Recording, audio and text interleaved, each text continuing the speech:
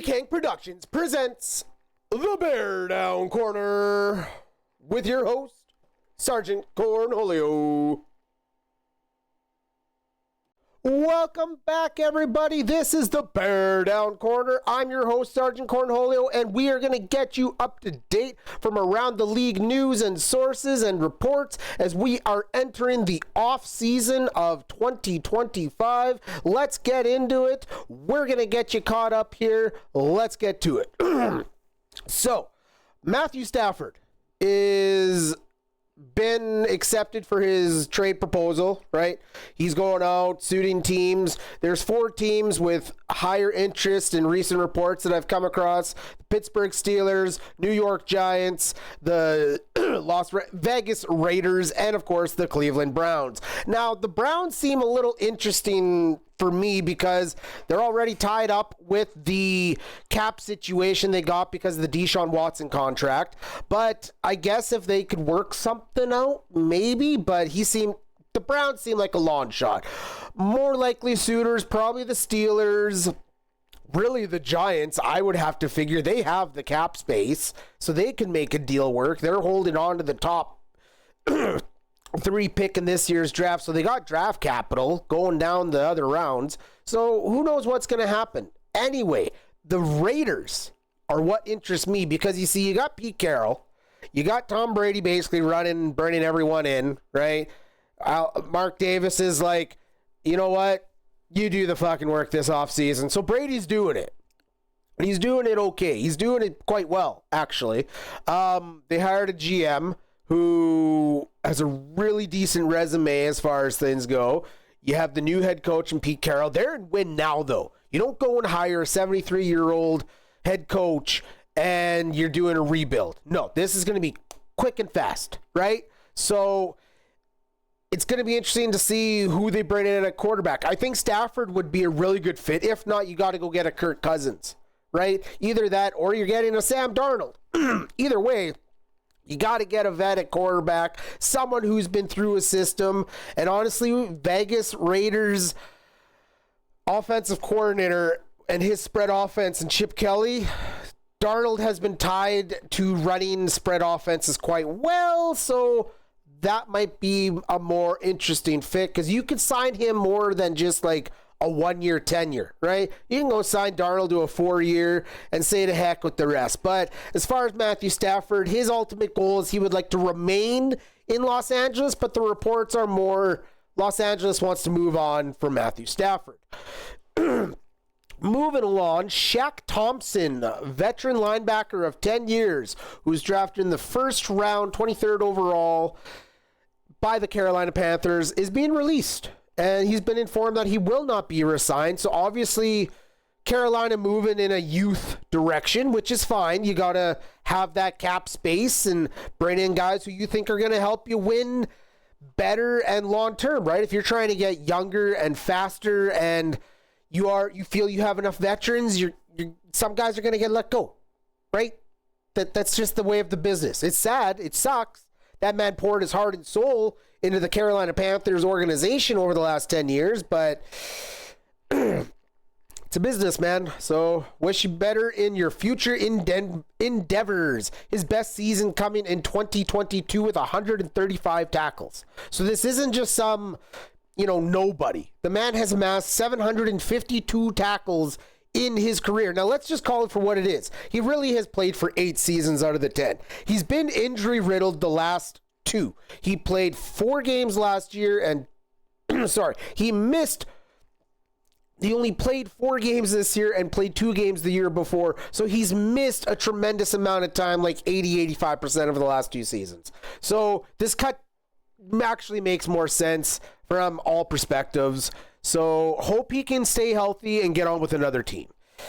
Former Falcons safety Keanu Neal has decided to retire after 8 seasons in the NFL. Drafted originally by the Atlanta Falcons, played his rookie season as a starter where they lost the Super Bowl to, of course, the New England Patriots in the 21-3 lead they had. And yeah, we all know the rest of the story. Overtime, win, done, right? So he last played for Pittsburgh, Tampa, and what was the other one we got here? That would have been the Cowboys. Okay, so Bucks, Cowboys, and then Pittsburgh last season, where he was, I guess, just not feeling it anymore, just body not doing it. He said that he's just not there anymore, right? Whether it's physically, mentally, whatever. You know what? He's 29. He has his life ahead of him. So, you know what? You played 8 years in the NFL, man. A lot of people can't say that. Average lifespan is about 3.5. So he doubled that, right? So best on your future endeavors, Keanu Neal. Former safety. Okay, Aaron Rodgers stories. Okay, here's the deal. He talked with TMZ recently, and he basically let them know that he has 2 requirements for his next team. That they want him, and that they have to be a good team. Rodgers, your time is past. Sit the fuck down and just quit. Just be finished. What do you have left to offer? But maybe you might win 10 games, make a playoff appearance, maybe take a Pittsburgh Steelers squad, because really, they would be your really only suitors, I feel. I feel in the world of where we're at right now with the quarterbacks in the NFL, and the teams that need quarterbacks that are suited in that direction, and that's only if they want you, first off. But for a good team, they're a quarterback away. At least they're competitive. You're not going to get that elsewise. So I just sit down, reassess your life, move on, go to your smoke hut. Just leave the NFL alone at this point. You're not doing anyone any favors, Rodgers. You really are. Unless you're going to go and say, look, I'm going to train your guy. I'll be a bridge guy. That's what you're at in your career. Quit trying to tell yourself otherwise. Anyway, Aaron Rodgers, you'll figure it out. You'll figure out life. Arizona GM, Monty Ossenfort. Okay, so he came out and he discussed as far as wanting to be big spenders. Okay, they're going to be aggressive this offseason. They have $76 million to do it with. They have some extensions coming up in the next few years. He said, we're going to be smart though, right? We're going to build a competitive team. And that's just what it's going to be. So they're going to have to extend Trey McBride, in the next year or so. They've surrounded Kyler Murray with as much as they can. Maybe they improve a few places on defense. Maybe they go grab a big old defensive tackle that just played in the Super Bowl, former 4th-round pick of the Philadelphia Eagles, Mr. Milton Williams. That boy came up big in the NFC Championship and the Super Bowl, so I think that might be a fit dependent. I don't know. I don't really know where their ultimate weakness is. Maybe at running back, get a little younger there. Someone that's a little bit more, durable. A guy that's going to just pound the ball over and over. I know James Conner and what he can do, but let's be serious though. He's aging into the later 30s, and I know Derrick Henry's rewriting the rules, but hey, I don't know. I just think James Conner might be more of a complementary role with a big old beast of a running back you go get in the draft, or maybe there is a guy on the free agent. I don't know. I don't know who you could bring in for free agent in that wise, but either way, he's come out and said, we got 76 mil. We're going to be aggressive. We are right on the cusp. Bidwell, the owner, knows they're on the cusp. They won 8 games. That's the most in the last 3 years in a season, I think, for them. So they want it. They want to push forward and get that next step in the evolution to maybe win a division title, go on a playoff run. You never know. That the team has the possibility. They're explosive on offense, and defensively, they were a top 10 defense in the back end of the season. So Arizona fans, look out. Exciting things ahead for you. Dallas. All right, Dallas. Let's talk about it quick. Trey Lance, in an article story that came across me, it's basically they're moving on. The Trey Lance experiment, done. Cooper Rush, they don't think they're going to be able to retain either because he might want a little bit too much for a backup quarterback. That's what they view him as. Now, if he thinks he can go and compete somewhere else, the guy is 9-5 as a starter. Let's not forget that. He's 9-5 as a starter. He was like 5-1 and then broke even this season or something like that. So he's 9-5 as a starter. I don't think he's going to get a starting role in the NFL, but hey, enough positions open up. Maybe he ends up in Cleveland. They need a cheap option, right? They're already $46 million dead in the hole with Deshaun Watson, so lots of opportunities. Either way, they said they're probably going to just draft a quarterback to back up your star Dak Prescott, and they're moving on from the Trey Lance experiment and most likely Cooper Rush, as they don't think they'll be able to afford and keep both the backup quarterbacks. But he also said they want to be aggressive in free agency. So what the hell does that mean for an extension from Micah Parsons? That baffles me. All of those kind of contradict each other, right? So who knows what the hell they're doing in Dallas? Either way, off season, it's like Christmas time, opening gifts. You got news stories from all around the leagues. Teams, sorry, in the league. My bad. Browns Joel Batonio, my bad, sorry. All-pro guard, debating on handing up the laces. He's looking at handing up the laces possibly. Talking like Jason Kelsey did when he was retired, just body is not healing as much anymore each offseason. He doesn't know if he needs or wants to go through another one. You got to think, Cleveland, he's been there his whole career. And in the last, he's been 11 years, I think, in the league. The man has only seen the playoffs, I think, twice. Once with Baker Mayfield. Once with Joe Flacco at quarterback. Deshaun Watson's done shit for them. They just haven't done it in Cleveland. They can't. They seem to get it right, and then they just fucking regress. It doesn't make sense. Cleveland, what are you doing? Fuck. I feel bad for players like that because he gives his heart and his soul to the city, to the game, and it's like they just don't care. So I wouldn't blame you, big boy, if you decide to hang up them boots. So an unnamed team in a report, which I also came across another report, and I'm just going to claim it as this. Sources saying that the Green Bay Packers are the culprits behind the possible push to eliminate the tush push. So with that being said, you know what? If you don't like the play, then stop the fucking thing. Invent a defensive play that eliminates the tush push. Do a cross with a jump on the linebacker. Boom. Done. Or you have a defensive tackle take the spot of a linebacker. Jump over top of the big boys you shove right in there, and then he takes him out. I don't know. You can come up with a more inventive way than we're going to go to the league officials and the commissioner and cry about it. Get out of here with that shit. Philly just does it better than everybody else. I'll be the first to admit that. Jalen Hurts, dude, have you seen how much that dude can squat? Go check out on YouTube there's videos out there of this man squatting I think it's 500 pounds or more than that even. It's insane. And you're saying it's because he has two guys pushing up his ass? No. His legs are stronger than every other quarterback in the league. Fuck. The whininess of shit. Anyway, they want it banned. It won't get banned. It's a goddamn quarterback sneak. End of discussion. Next up, Bills and Ravens.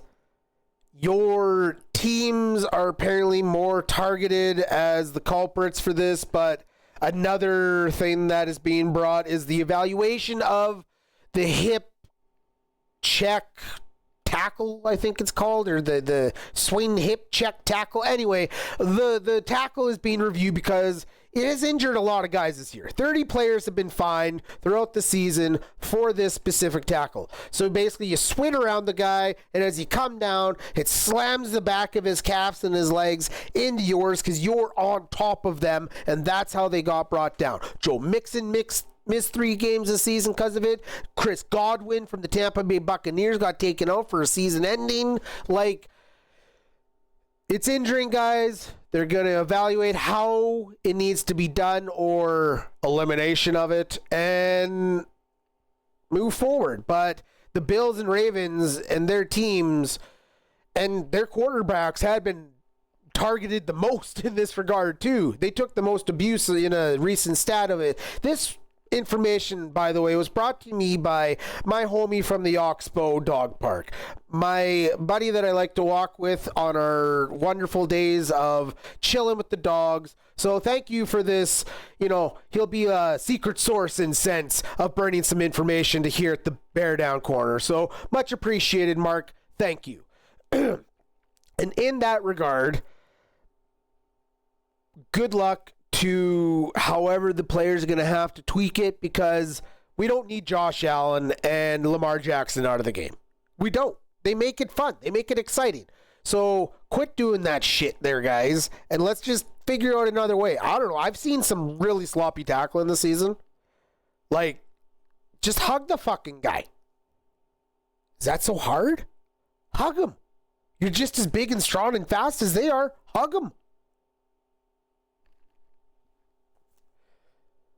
Following up with the Bills, there has been also reports, this is coming from, again, our source, possibly being linked from the article from Bills Mafia as well, right? Straight from the Bills site. Possibly being linked, this is just a prediction, to Davante Adams. Interesting. So Davante, they're figuring, is going to demand about 13 to 15 mil on the open market, 2-year contract or so, right? 28 to 30 mil. The Bills are only 10 mil over the cap, but honestly, you don't even have to restructure all that much. Cut goddamn Von Miller. I love the guy. You know, he got his 2 Super Bowls with 2 different teams. He signed his big contract with the Bills at the end of his career. You know what? Release him, come back on a 1-year vet friendly, and go get a 3rd Super Bowl. But don't have to restructure and screw yourselves like the New Orleans Saints. Sorry, Saints fans, to throw you under the bus like that, but Loomis and the rest of them have really screwed you guys. And I can get a little bit more detail on that maybe next week. I'll dig up more specifics, but in a nutshell, they've restructured so many times to get under the cap that they're pretty much like up shit creek now. They're at the end of the line. They could do it again, but the number keeps getting higher. You eventually just have to wipe a few seasons, and that's how you reset the cap. And it's going to suck because they're not going to have a competitive team like the rest of the NFL if that happens. So Bills, just cut a big number, and then you can make your way into getting a Davante Adams, because they need to upgrade that receiving core. They do. Shakir was their highest guy at 808 at over 800 yards this season. Amari Cooper did shit once they brought him in. They're going to walk away from him. Like, I think the Davante Adams push is a good thing. You got a star-capable receiver that when he puts himself in check, no one's touching him. He runs routes amazingly, has stick-em for hands, big-ass body, breaks guys on receiving because he just knows when to start running past. As they do that one jab, he's gone, right? So I think that would be probably the most logical sense in upgrading that receiver core outside of drafting maybe, or I don't know, pulling off a different trade, man. But I don't know who's out there, who's available in that regard, right? So Bills Mafia, good luck to you.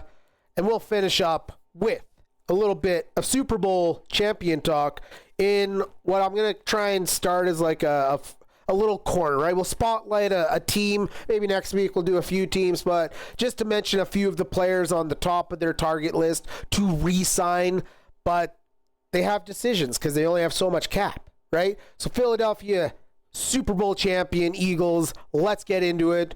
3 guys I got on tilt. Milton Williams, we mentioned earlier, Josh Sweat, and Zach Bond. So all under 29, okay?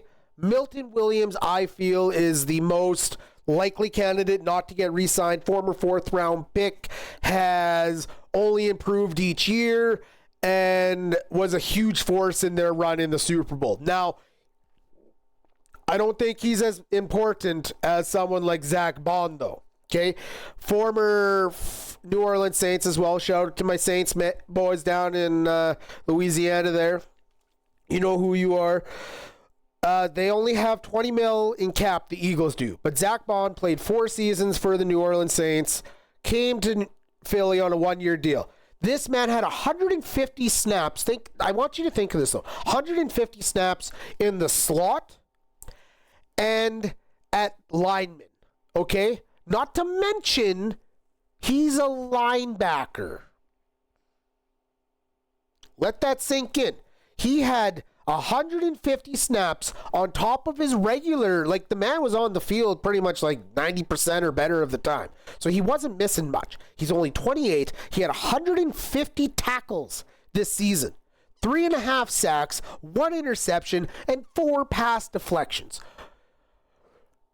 He is a player that if operating at all 3 levels, you don't let walk out that goddamn door. You sign him to a 3-year deal. At 31, you renegotiate and move into the next part. Or you sign him for 4. Either way, you're hitting a good prime spot right now with Zach Bond.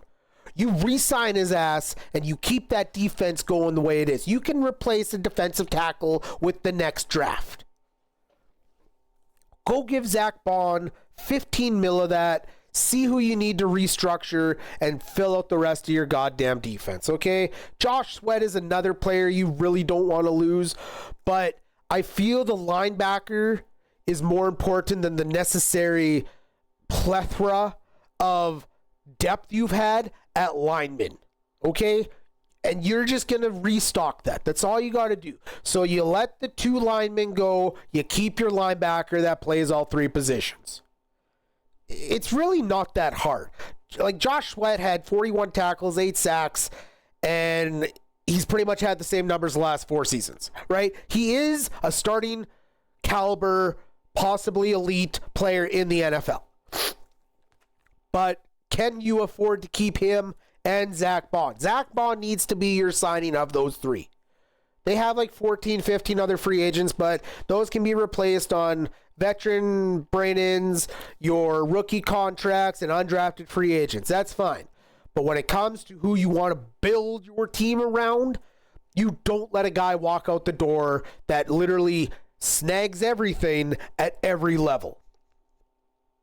Just let that sink in. But on that note, you know what? This has been fun. This has been good, but we're coming to the end.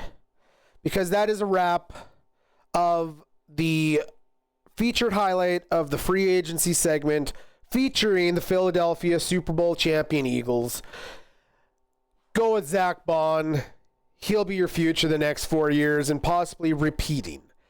Moving off of that, thank you for joining us this week here at the BearDown Corner. I hope you got your fill of the NFL this week. We will be back next week again, as always, on Tuesday with episode 19. I'm Sergeant Cornholio. You have a great rest of your week, and we will catch you the next time.